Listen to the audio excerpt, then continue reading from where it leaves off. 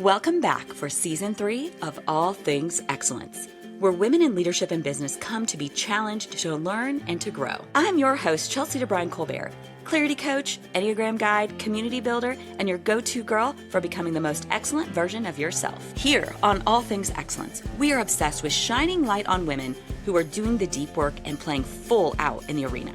We bring you their brilliance, their stories, and the magic they bring into the world.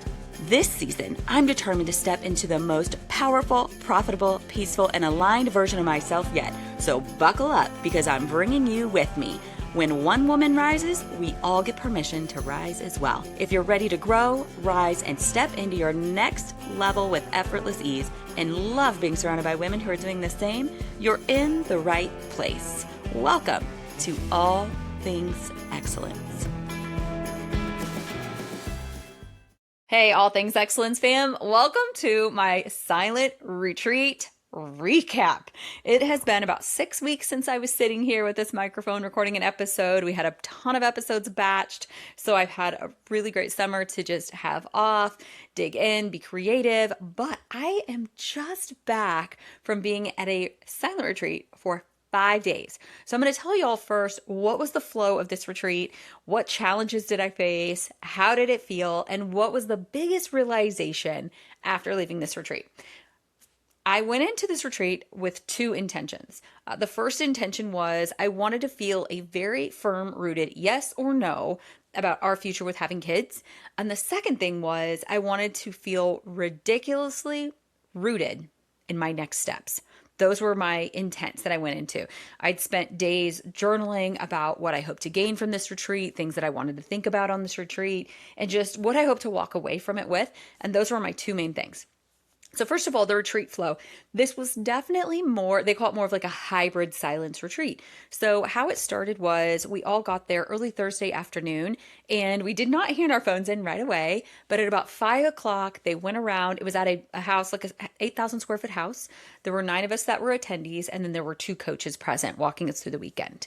About 5 o'clock on Thursday, they walked through the house, they gathered up all the phones, we placed them in a basket. You know, we knew this was going to happen. We knew they would be taking our phones from us.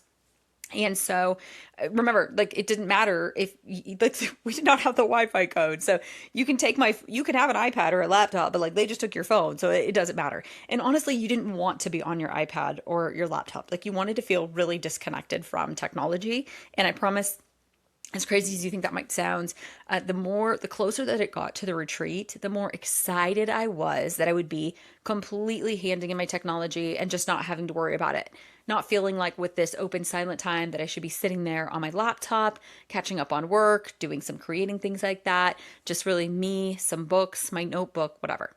So immediately we went into dinner. So every single day, we would wake up about 7, like you had to be up by like 7, and we would do a 30-minute meditation together. We would literally sit in the yoga room. We would meditate together, and you had to have passages memorized depending on like where you are. You know, for me, they had me memorize some passages from the Bible, and I would sit there and recite them in my head for 30 minutes, y'all. Every single morning for 30 minutes, we would sit there together. Some people had some really great mantras that they were reciting, but these were things that you had memorized ahead of time before you got there. And we'd been working on doing that for 15 minutes every morning and every night on our own, knowing that when we got to the retreat, it would be 30 minutes every morning and 30 minutes every night. So we would do that 30-minute meditation from about 7:30 to 8 o'clock. And then we would do yoga from 8 to 9. One of the coaches is a certified yoga instructor. And I'll tell you, that was it was really delightful. It was fun to be on a retreat where you were getting your workout in. We also had plenty of time to walk. So I had my weighted vest with me. But it was also really fun to get that in, get that really good yoga stretch in. I'm a big fan of yoga. So the flow started more intense. And then as the weekend went on, it became lighter and lighter and lighter, you know, more of I can't remember what it's called. We started more vinyasa and we ended more stretchy flow yoga. So then we would go upstairs. We had breakfast together every single day at 9. And then immediately we would go into a teaching session. So we'd do breakfast from 9 to 10, sitting there eating and talking together. From 10 to 1, we would have a training session, just mindset training. And then we would eat lunch together from 1 to 2, which you're fine eating lunch at 1. because, I mean, for me, it was 11 a.m. for my stomach.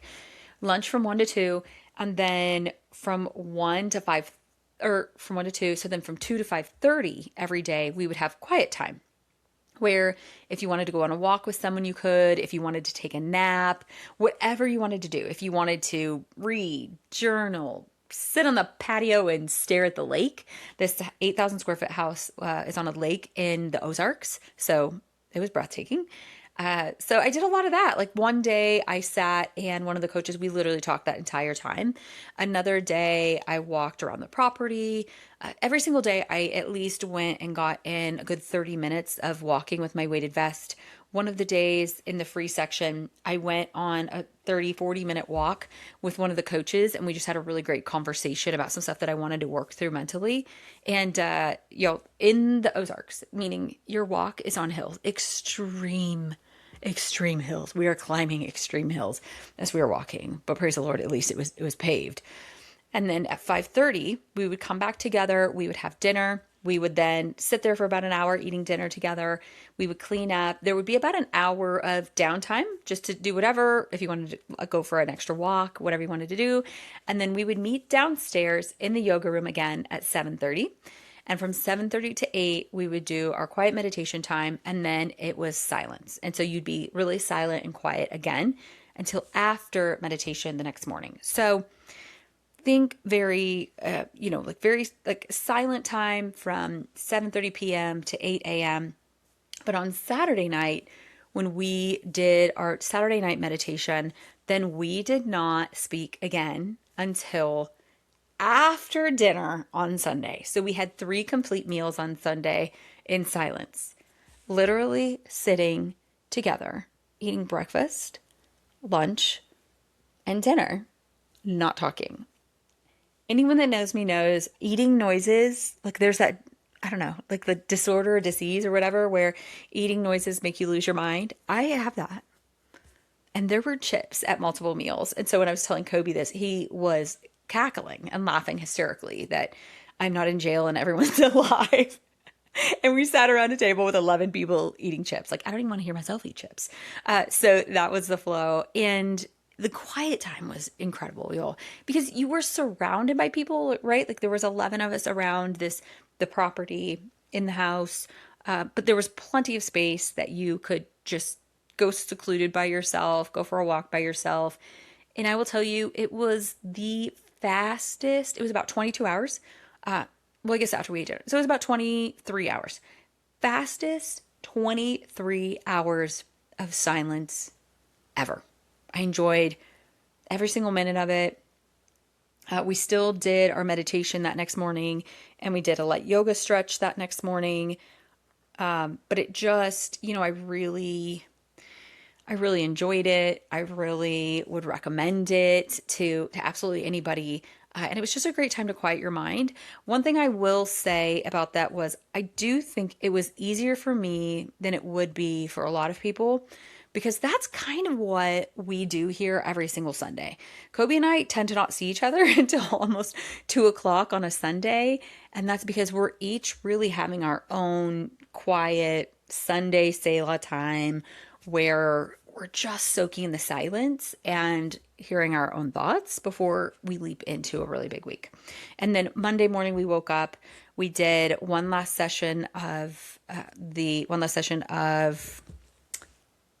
meditation, one last session of yoga, had breakfast together, and then we headed out. So the challenges that I found for myself, the first one was food. I am so blessed to live geographically on the west coast of America, in the west of America, where we're surrounded by options to eat really clean and eat really healthy. Being back in the Midwest, it's always a massive challenge for me in the Midwest, and I forgot how much of a challenge it would be for me at this retreat. I am on 100% gluten-free, super, super, super reactive to gluten, immediate reaction, migraine, checked out for days, 5 days usually. And, not good, like over the top migraine. I really stay away from preservatives and processed carbs. It's really rare that you're going to see me eating preservatives and processed carbs just because I try and limit that. And I really stick to a paleo lifestyle 80 to 90% of the time. So my body is not used to eating preservatives, nitrates, a lot of, we had things where it was like enchiladas or lasagna made with like just your regular stuff from the grocery store, but the sauces have sugar in them. They have a lot of preservatives in them. So the food was challenging for me. I felt like my stomach really struggled with that. I did have a lot of snacks with me. And before they took, literally, y'all, right before they took my phone, I Instacarted some groceries to the house and some water and some sparkling water as well. So I could, keep my stomach at bay and also just, boiled eggs. Like I ate a lot of boiled eggs. I put them in the fridge in the basement at the bar and the bar fridge. And I ate a lot of boiled eggs and a lot of beef sticks and applesauce packets to carry me over. So I do feel like that really helped me, but the food itself was a challenge. The second thing that was a little bit of a challenge was sleep. As my energy type is a projector, if you know what that means in human design. I really, a lot of stuff about human design, I know it can be a lot over the top. People can be like, I don't know about this, but the energy thing is so real for me. I've tried it out a lot over the past 4 years as I've studied human design, and my roommates were the best. I love the roommates that I had. I had two roommates. They're awesome. One of them was already a friend of mine, and then I got to meet the other one.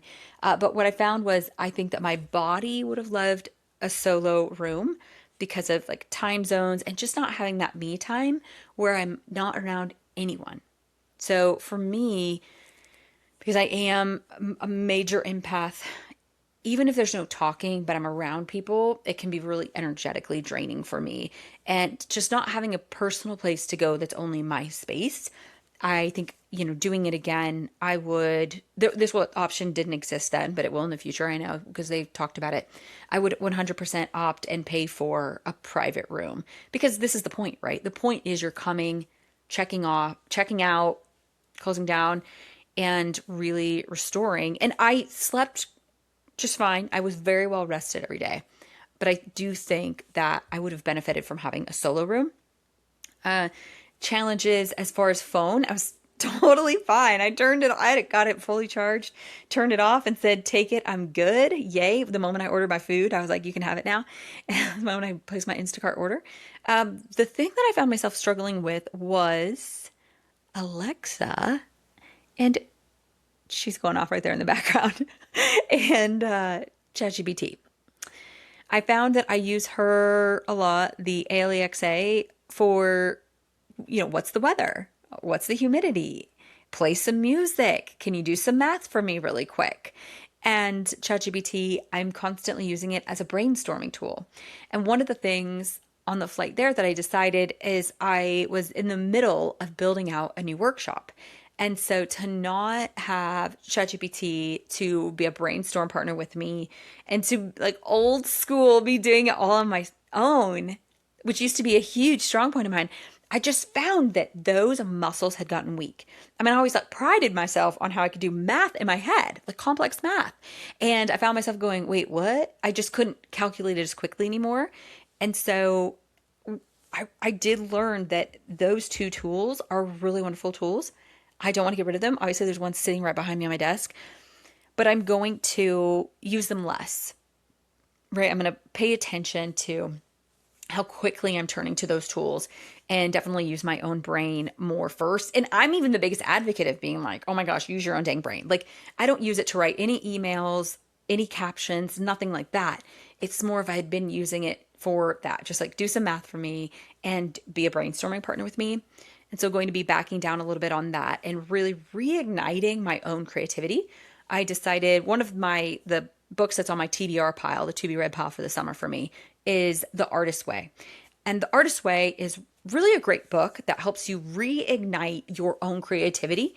And it's written out as a 12-week process that you work through. You just work through this little book. And so I have already had that sitting out. And now I know I will be dedicated to pouring through that this summer just because I need to reignite that creativity and not use ChatGPT or Claude. as much as a brainstorming partner. Hey y'all, I'm talking to female founders about what I cannot stop seeing. After 15 years of coaching other women just like you, I've found so many of you are hitting your goals, and when you get to the finish line, you're screaming, "What was the point?" Because you sacrificed everything and everyone you love to get there. As an alignment coach, I come alongside you as your processing partner and strategist with accountability to help you focus on the goals in your life holistically so you aren't sacrificing what matters the most. Because if you hit your business goals and you're everything to everyone except the most important people in your life, truly, what was the point? Jump on my Make Better Decisions Faster workshop to get started on your most peaceful and profitable year yet.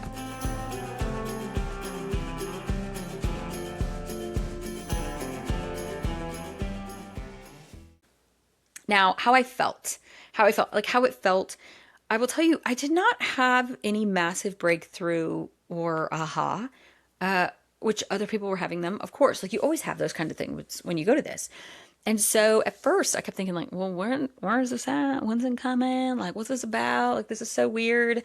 And where's it at? And then a few days in, I realized, oh my gosh, it's really just, I have so much peace.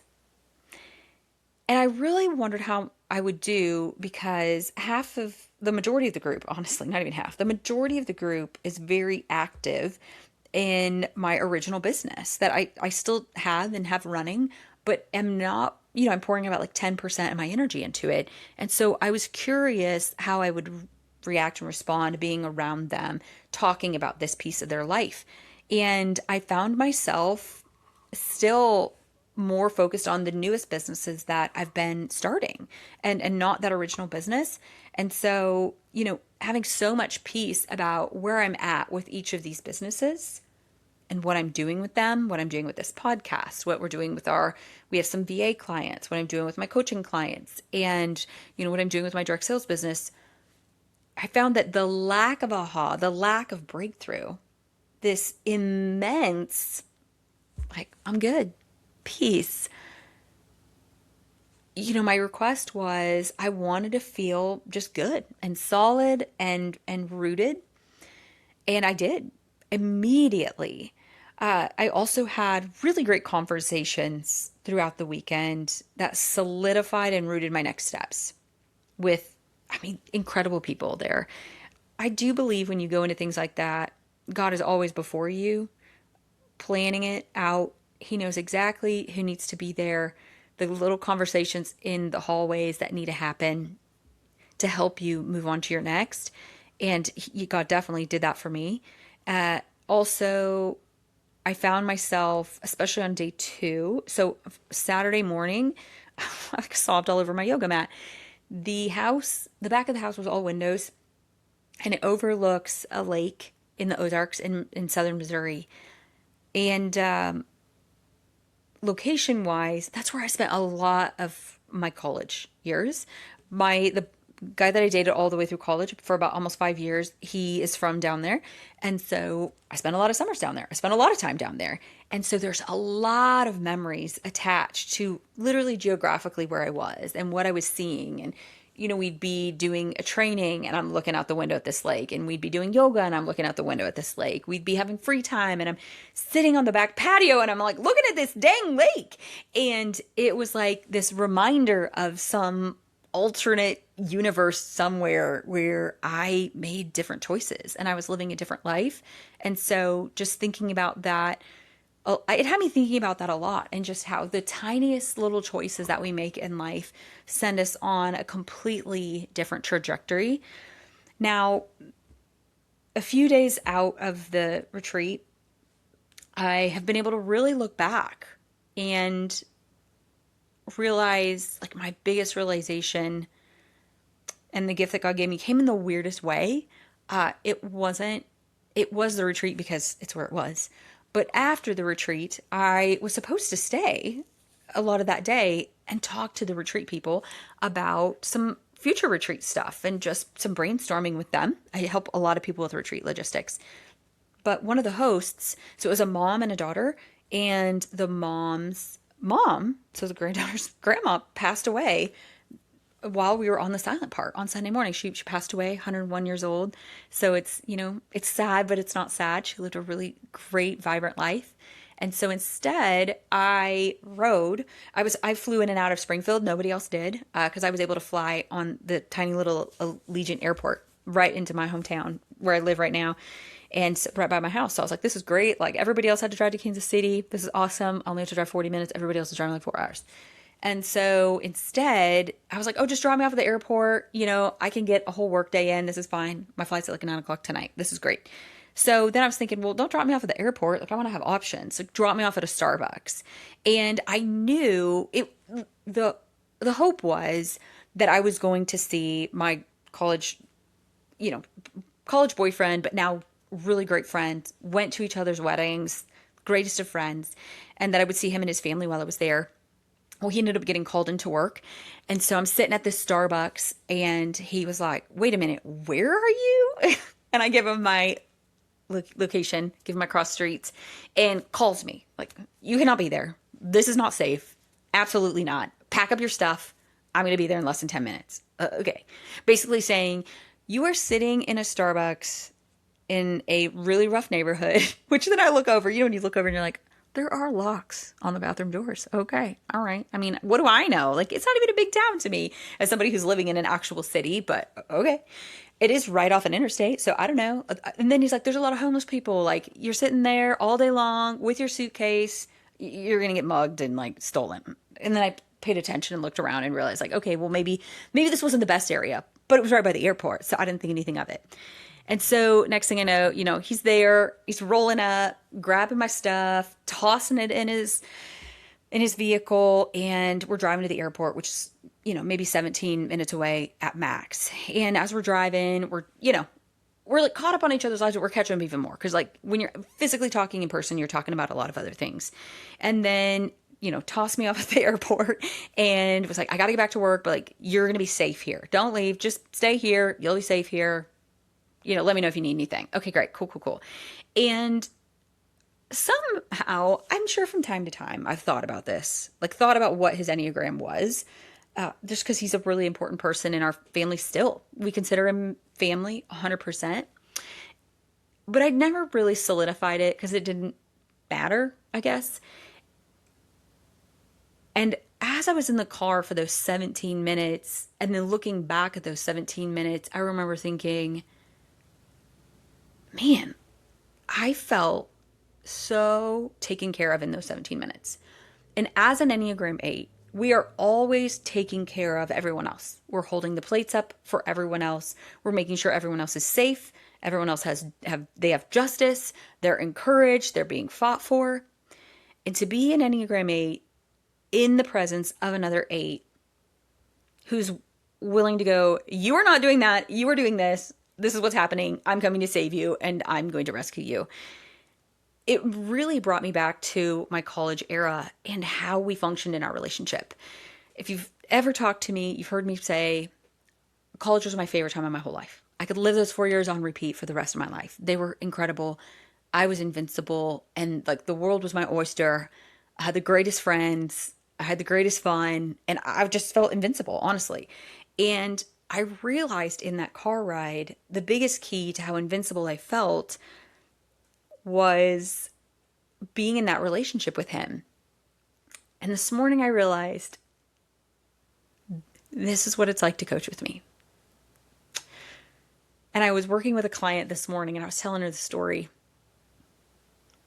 And I said, when we were in college, I was really rebuilding myself because I got bullied really bad in elementary school. And in junior high and high school, I just wanted to blend in.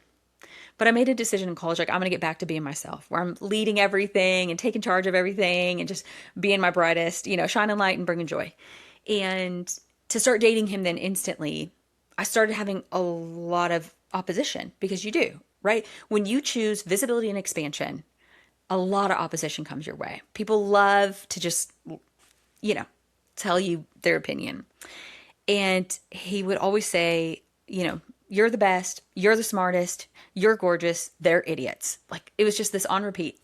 You're the best, you're the smartest, you're gorgeous, they're idiots.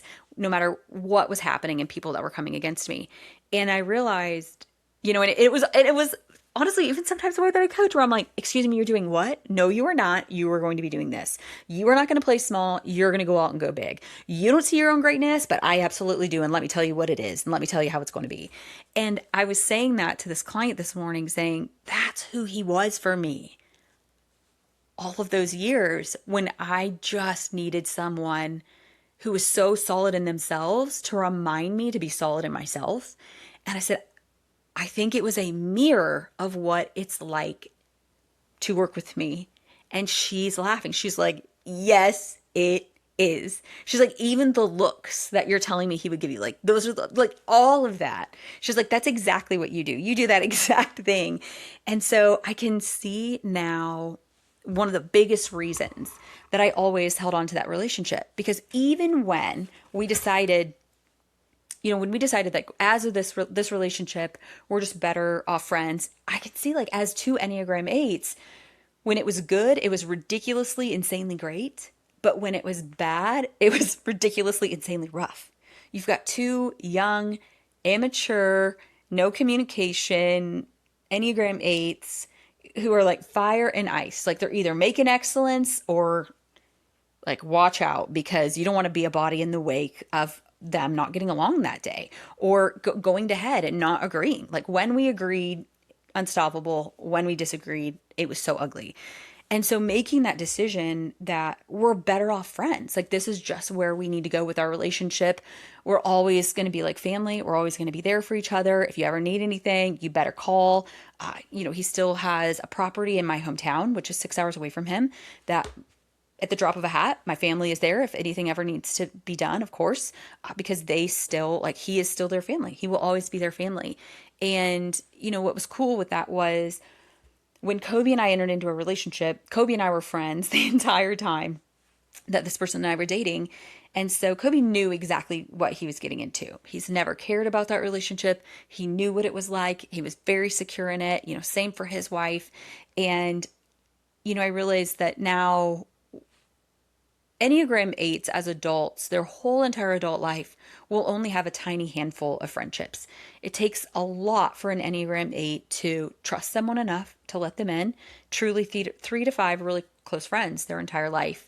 And, as we're rolling into the airport, I don't know what brought it up, but he goes, yeah, I've talked to a lot of people about the fact that, like, whoa, what? Like, why are you good friends with your ex? And I said, I guess I don't get, like, why you wouldn't be. Like, aren't we adults? And he said, I always tell people at the end of the day, like, we grew up together and we were friends. And our friendship is what mattered, not that we were dating. And here's what I can tell you all I realized from that. As I sat in the airport, I honestly sat in the airport and my mind was kind of reeling. And then I think I cried the entire flight home, which didn't help that I was watching voicemails to Isabel. I'm like watching voicemails to Isabel, processing all this, sobbing the whole way home. I had the row to myself. Our flight was delayed a couple hours, so it was so ideal. And I had to really look at his job and how it's not even just the job that he started with when we were dating back in the day after college, but where it is now.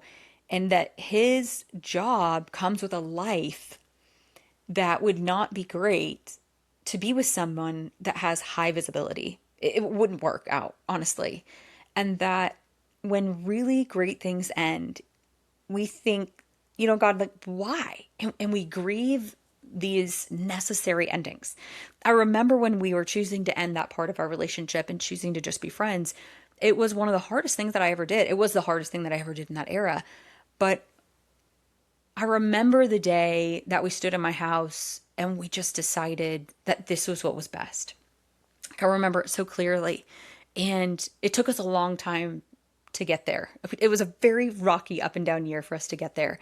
And now I look at his career and how he's living his dream. Like, everything that he ever told me he was going to grow up and do, which is so justice oriented, he is doing to, like, the greatest degree that one could be doing it. And then I look at the level of visibility that God is calling me to in this next season. And I look at those two things they're in opposition. Like, they deflect each other. He needs to live a private life and I need to live a highly visible life. And I feel like God can be saying to you, what God's saying to me right now is like, what I have for you cannot be contained to this narrow path.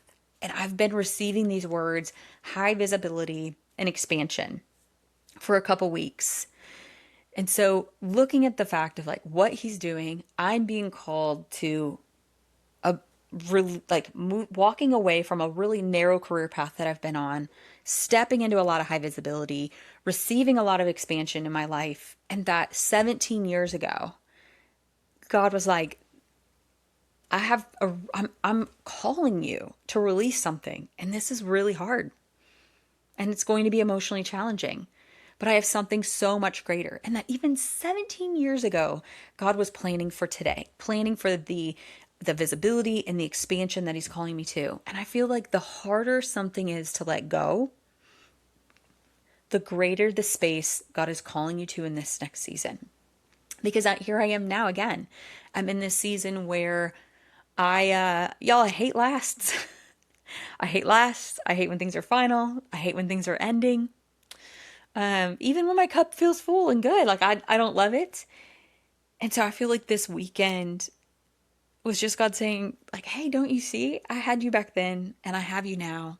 And you could have never imagined that his dream and your dream would kind of be allergic to each other. But what you're doing, if you don't release this and move into this next, it won't be possible. It won't be possible for you to be all that I'm really calling you to be if you keep clinging to this narrow and restricted past.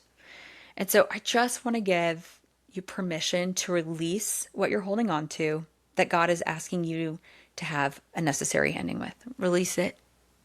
Have the necessary ending. And ask yourself, this was my favorite question from the silent retreat. If I practiced big trust, what might be different?